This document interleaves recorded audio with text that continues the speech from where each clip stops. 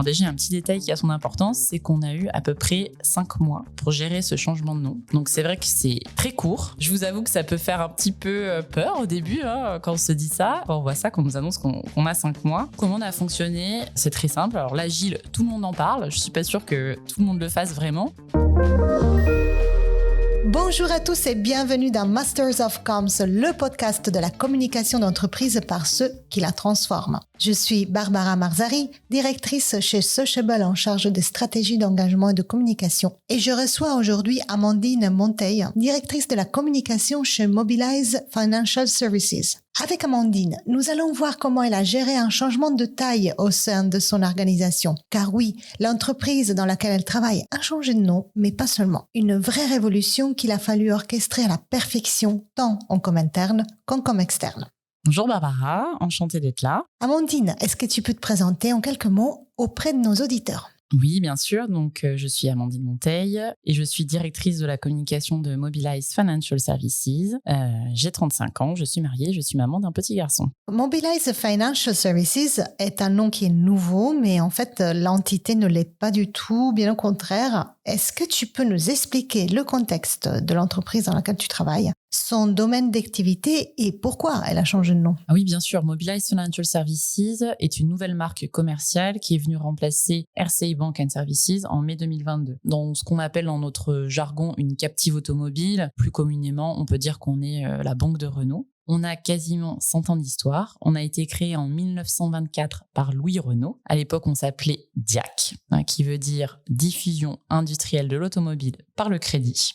Et puis depuis, on a cessé de se développer. Aujourd'hui, on est dans 36 pays, on a 4000 collaborateurs, 4 millions de clients. On travaille pour les marques de Renault et les marques de Nissan. Juste pour vous donner une petite idée, on finance quasiment la moitié des véhicules de l'Alliance qui sont vendus dans le monde. Et on a vendu quasiment 5 millions de services l'année dernière. Et ce changement de nom s'inscrit dans une stratégie plus globale de création de la marque Mobilize. Et nous, en tant que spécialistes de l'usage, c'est vrai que nos clients, ils sont de plus en plus sur le service et moins en moins sur la possession et le crédit. On a renforcé nos liens avec la marque Mobilize en devenant Mobilize Financial Services. Impressionnant. Donc, ce que je comprends, c'est que, en fait, aujourd'hui, vous vous appelez Mobilize Financial Services, mais en fait, ce n'était pas juste un changement de nom, mais un vrai changement aussi en ce qui concerne la marque commerciale, son orientation stratégique et ses activités. Donc, c'est bien plus qu'un changement de logo, si je peux un peu caricaturer. Quand on est face à un tel changement, comment est-ce qu'on s'y prend et par où commence-t-on ?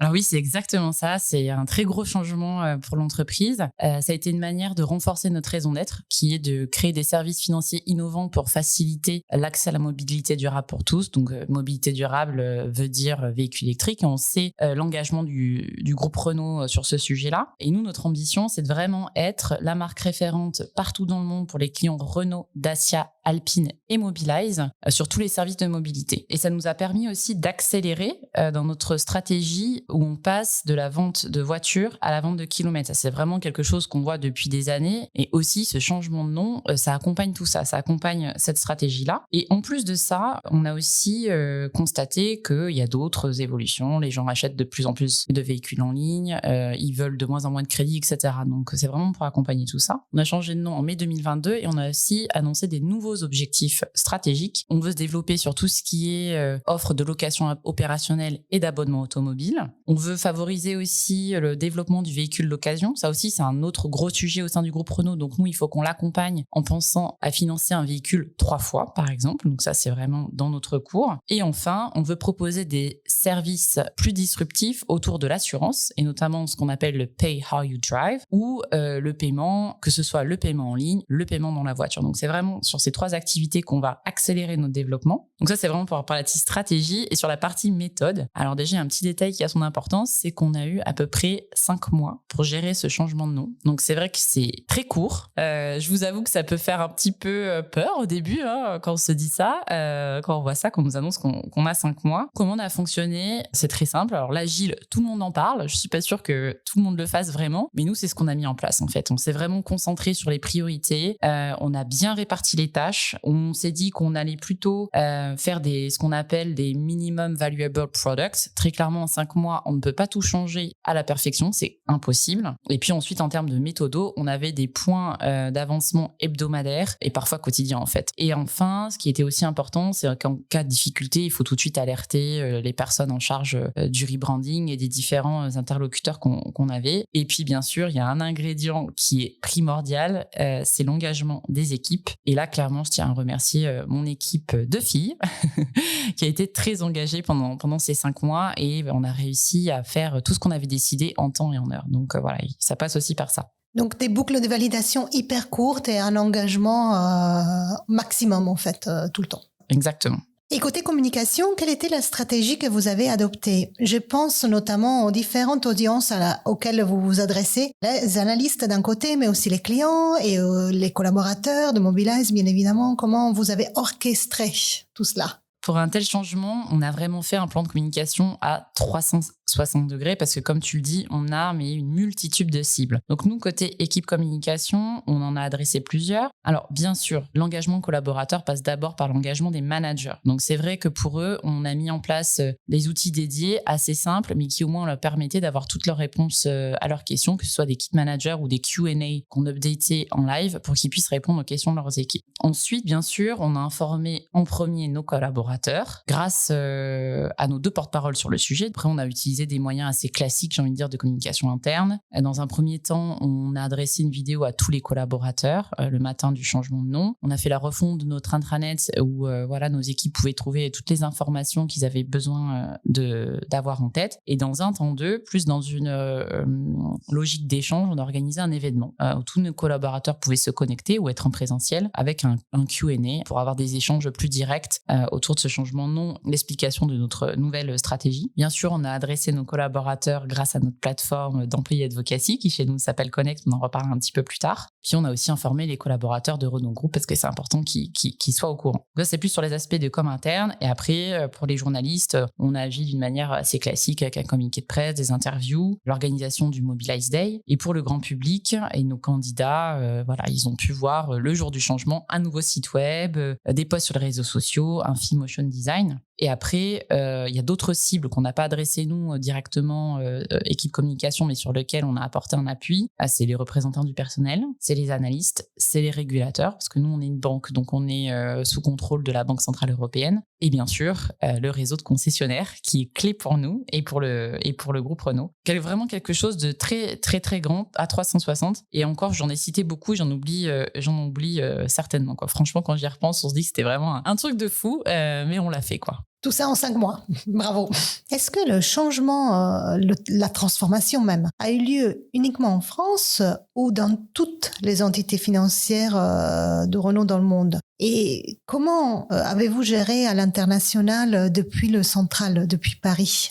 Le changement de nom s'est fait en 2 temps. Donc d'abord au niveau corporate au mois de mai 2022. Donc là, c'était géré par mon équipe avec tout le plan de com que j'ai détaillé avec 3 objectifs derrière. Le premier, c'était d'informer et d'expliquer. Donc ça, c'était vraiment toutes les communications qu'on a fait au mois de mai. Ensuite, on était plus sur le prouver et engager, expliquer, démontrer qu'on fait ce qu'on a dit. Typiquement, on a lancé la filiale Mobilize Insurance là au mois de novembre. Donc on a fait aussi une campagne de communication dédiée là-dessus. Et le troisième objectif de com qu'on a, le troisième temps qui arrive, c'est soutenir le business, donc aider aux ventes, très clairement. Donc ça, c'est tout ce qui est géré au niveau corporate, et le changement dans les pays est venu dans un deuxième temps, à partir du mois d'août. Donc on a commencé avec l'Allemagne. En septembre, c'est la France, donc DIAC, qui est devenu Mobilize Financial Services France, et c'est important parce que c'est notre plus gros pays. Et bien, on s'en sont suivis le Brésil, le UK, la Corée du Sud, Belgique, Luxembourg, Portugal, Espagne. Donc voilà, tous nos pays sont en train de changer de marque commerciale. Et ça, c'est vraiment une grande nouveauté. Avant, nos pays avaient des noms différents dans chacun des pays. Et de notre côté, comment on les accompagne? Ça, c'est simple. On a des calls avec nos correspondants communication. On leur donne des guidelines en termes de messages, notamment de ton de vidéo, de marque employeur, etc., pour qu'ils puissent un peu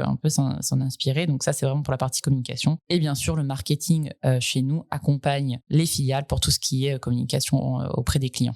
Est-ce que ce moment de changement a provoqué d'autres changements? Je m'explique. Je pense par exemple à un changement de ton et style, ou bien de changement de comportements digitaux, ou bien carrément le lancement d'une toute nouvelle stratégie de communication. Oui, tout à fait. On a travaillé sur une nouvelle plateforme de communication avec notamment une mise à jour de l'ensemble de notre message et de notre marque employeur. Bien sûr, on a aussi un nouveau style. Mobilize se positionne comme une marque militante et engagée. Donc nous, on se fond dans ce ton de communication. On développe aussi de nouveaux formats, notamment sur la vidéo. On fait des choses beaucoup plus courtes, plus directes, plus impactante. Et un changement non négligeable, c'est vrai qu'on est passé d'une communication très corporate parce qu'on était RCI Bank and Services au global. Aujourd'hui, on devient Mobilize Financial Services partout dans le monde. Donc c'est sûr qu'on garde ces notions de communication corporate, mais on se tourne aussi plus vers de la communication de marque. Et c'est vraiment une opportunité, nous, d'avoir le même nom auprès de tous nos clients dans le monde pour augmenter notre notoriété. Est-ce que cela a marché? C'est-à-dire, quels sont les indicateurs que vous avez pris en compte pour évaluer l'efficacité de vos actions? Oui, je dois vous avouer qu'on est ravis que c'est marché parce que comme je vous le disais, on a eu des délais très courts. Nous, on suit tout le temps notre performance. Donc là, on l'a fait sur cette belle opération de rebranding. Donc, on a suivi plusieurs indicateurs, que ce soit sur des aspects quanti, bien sûr. Donc, je peux vous donner quelques chiffres. Je vous parlais tout à l'heure de la vidéo qui a été le plus vue depuis que notre intranet existe, la plus vue, la plus commentée, la plus likée. Donc, voilà, on était vraiment ravis. L'événement plus questions-réponses qu'on avait organisé toujours avec Clotilde et Joao, c'est l'événement qui a recueilli la meilleure note de tous ceux qu'on a organisés. Donc là, on était vraiment ravis parce que ça prouve que, au-delà de la simple information, les collaborateurs ont compris nos messages. On a eu des super taux d'engagement sur les réseaux sociaux, sur tous les posts qu'on a fait. On était à chaque fois à plus de 5%. Et puis, on a eu 4 fois plus de retombées presse qu'on peut avoir pour l'annonce de nos résultats annuels, par exemple. Et puis, sur le côté plus qualitatif, c'est vrai que ça a été très bien reçu en interne et en externe. Donc, en externe, les journalistes, par exemple, ont très bien compris ce changement de nom, le rapprochement avec Mobilize, la stratégie de la possession à l'usage, toujours plus de services, d'électrique, plus de ventes en ligne, etc. Donc ça, on a eu des reprises très positives. Et puis c'est vrai que le changement en interne peut faire un petit peu plus peur. Et c'est vrai que quand on a vu, quand nos collaborateurs en interne ont super bien réagi sur les commentaires sur l'intranet, dans les commentaires qu'on avait en live pendant l'événement. Et voilà, ils ont super bien partagé nos posts sur les réseaux sociaux, etc. Et puis c'est vrai qu'ils ont été embarqués par ce changement. Donc c'est vrai que ça s'est très bien passé. Alors Amandine, on en a parlé un peu tout à l'heure. Vous avez déployé depuis plusieurs années un programme d'employé advocacy. Est-ce que les collaborateurs ambassadeurs ont joué un rôle dans cette transformation d'entreprise? Oui, bien sûr. Alors nous, on a lancé notre programme d'employé advocacy en 2020 au moment de la publication de notre rapport annuel digital. Notre plateforme qui s'appelle Connect est vraiment intégrée à toutes nos opérations de communication. C'est vraiment devenu un média à part en tant que tel dans nos stratégies de communication. Donc bien sûr, on s'en est servi pendant le moment du changement de nom. Lucie, dans mon équipe, a lancé auprès de nos ambassadeurs une campagne de partage de contenu qui a bien fonctionné, on peut se le dire. Grâce à eux, on a obtenu quasiment 20 000 vues en supplémentaire de nos posts qu'on n'aurait pas eu si on n'avait pas fait la campagne. Et puis c'est surtout qu'on voit que tous les posts qui sont liés à Mobilize Financial Services, à notre activité, sont très bien partagés depuis 6 mois, fonctionnent très bien et on a eu quasiment 30 000 vues de plus grâce à eux. Donc on est content. Et au-delà du score, voilà, ça prouve que notre stratégie fonctionne. Non seulement on voit que c'est les collaborateurs qui incarnent le mieux notre entreprise et légitimisent son discours parce que c'est authentique, c'est leur mot. Et aussi, ils obtiennent de très bons résultats parce qu'on est content du reach qu'on a obtenu. Donc voilà, on est vraiment ravis qu'ils aient porté haut les couleurs de Mobilize Financial Services. Et c'est le fait désormais plusieurs mois donc que le changement ait lieu. Le travail est toujours en cours, bien évidemment, mais si tu regardes en arrière, quelles sont les 3 recommandations que tu donnerais aux auditeurs qui sont ou qui seront dans leur carrière professionnelle confrontés à la même situation que toi? Le premier conseil que je donnerais, c'est vraiment une très grande organisation. Ça peut sembler un peu basique, mais il faut vraiment un planning précis qu'on suit au jour le jour, avec des rôles clairement identifiés pour chacun et surtout connus de tous. Voilà, on n'a pas le temps dans ces moments-là de travailler trop de personnes sur le même sujet. 2,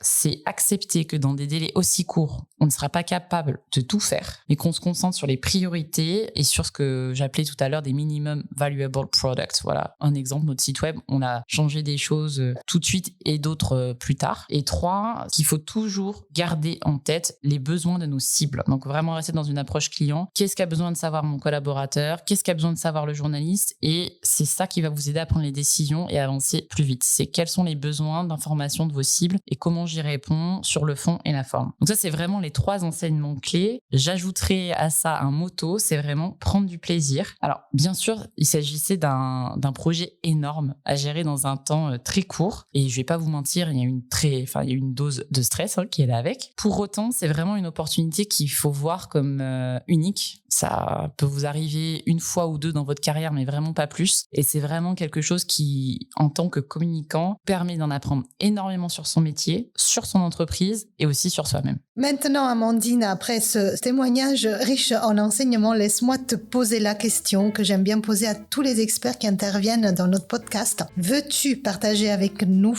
le titre d'une série ou d'un film que tu as particulièrement apprécié dernièrement? Je suis une grande fan de séries. Pas possible pour moi d'en choisir une. Je vais en donner 3. Une série que j'ai regardée récemment, c'est House of the Dragons. Alors moi, je suis une vraie fan de Game of Thrones. C'est mon petit côté geek. J'ai lu tous les livres. J'ai hâte que George Martin termine les livres pour voir si c'est comme dans la série. Et j'ai vraiment adoré en découvrir plus sur les Targaryens. Ensuite, une autre série que je recommande vraiment, c'est Engrenage. Donc pour moi, c'est la meilleure série française de tous les temps. Là, franchement, Canal+, ils ont fait un gros coup. Et la troisième série que j'apprécie beaucoup, c'est Working Moms. Donc en ce moment, elle me parle vraiment. Elle est super drôle. Les personnages sont hyper naturels, décomplexés. J'adore. Eh bien, écoute, on note. Merci beaucoup, Amandine, d'avoir partagé avec nous cette expérience. Et à très bientôt. Merci, Barbara. C'était Masters of Comms, le podcast de la communication d'entreprise par ceux qui la transforment. Retrouvez-nous dans le prochain épisode. À bientôt.